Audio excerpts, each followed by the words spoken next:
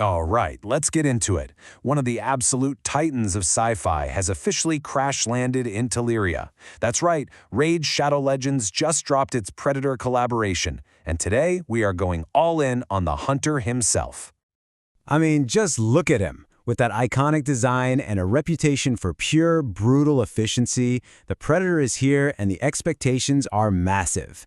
The hype is all about a champion who stalks his prey with tactical genius, bringing a whole new kind of fear to your opponents.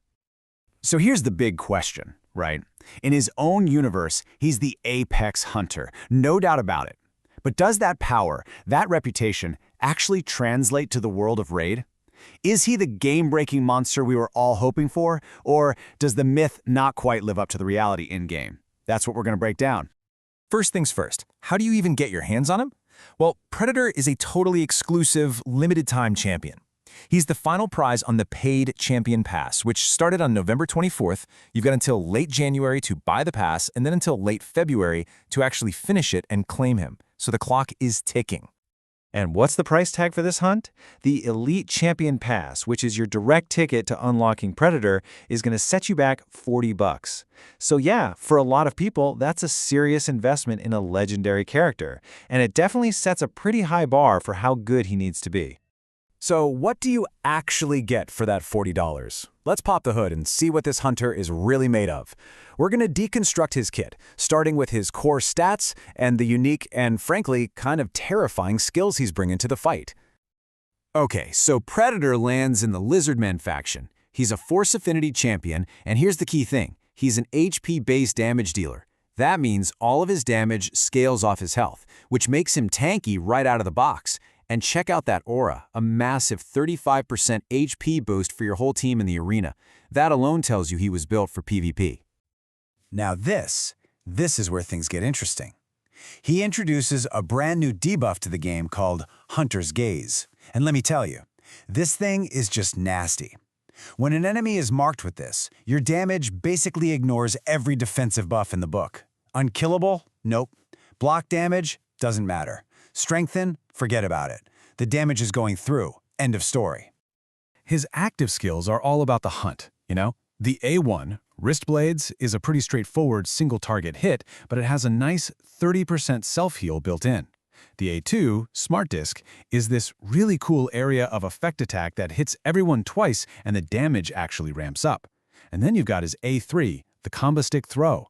This is his big finisher. It puts that Hunter's Gaze on the target before it hits, and, crucially, it places Block Revive if he gets the kill. But honestly, his passive, the Yatya Cloak, is the heart and soul of his entire kit. This is what makes him the Predator. He starts every round cloaked with a perfect veil, so he can't even be targeted. He's also got a 50% chance to just dodge an incoming attack, and for every enemy he kills, that chance goes up. And the best part? Every single time he evades an attack, he hits back with his A1, healing himself in the process. This is where all that insane survivability comes from. Okay, so with a kit that's built to ignore defenses and get those crucial kills, everybody expected Predator to be an absolute one-shot machine in the arena. The myth of this unstoppable force was born before anyone even played him. But let's see how that myth actually holds up when faced with the harsh reality of top-tier arena.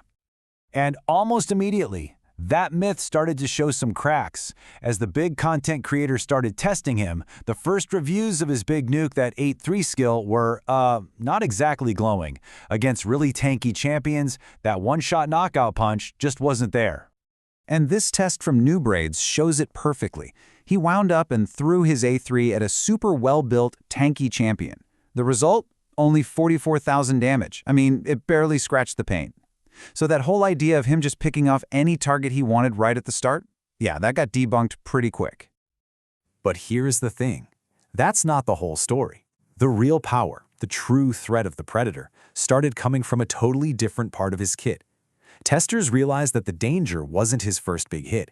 It was the relentless, surprisingly hard-hitting counterattacks from his A1, firing off over and over again thanks to that evade passive. And this right here, this is what we're calling the Predator Paradox. The myth was that he's a god-tier nuker who just deletes people from the game. But the reality, he's a super survivable utility champion. His value isn't in one massive flashy hit. It's in his ability to stay in the fight, to wear down the enemy team with counterattacks, and to bring that crucial utility with Hunter's Gaze and Block Revive. So, okay, his true value is way more nuanced than just raw damage, and once people started looking beyond the arena, his really unique kit began to shine in some pretty unexpected places. But that's not to say the launch was totally perfect. It turns out that his insane survivability from the Cloak passive is ridiculously good in PvE content. I mean, in one test, someone had him solo the Ice Golem boss from almost half health. He just kept evading attack after attack and healing right back up with his counterattacks. It was this incredible display of just pure resilience. But there was a pretty big problem right at launch. When you're auto-farming a place like Ice Golem, you need him to use his A3 on the boss's minions to stop them from reviving. But for some reason, his AI was programmed to just hit the boss instead, which made his most important utility completely useless on auto. It was a major flaw that, thankfully, Plarium did fix later on. All right, we've gone through the kit, we've busted the myth, and we've looked at the reality of how he actually performs. So it all comes down to this one crucial question. After everything we've seen, should you actually spend your money to add this legendary hunter to your roster?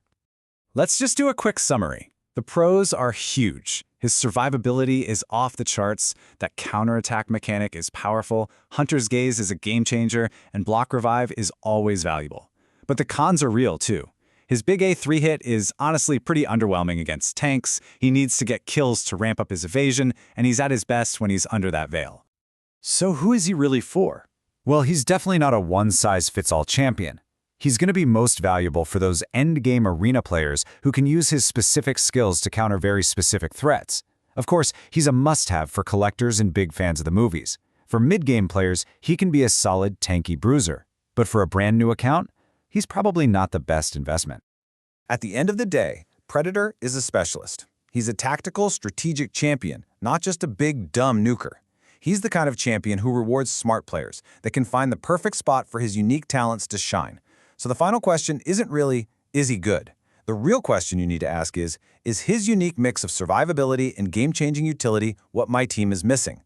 Because the answer to that is what's going to tell you if this hunt is truly worth the price.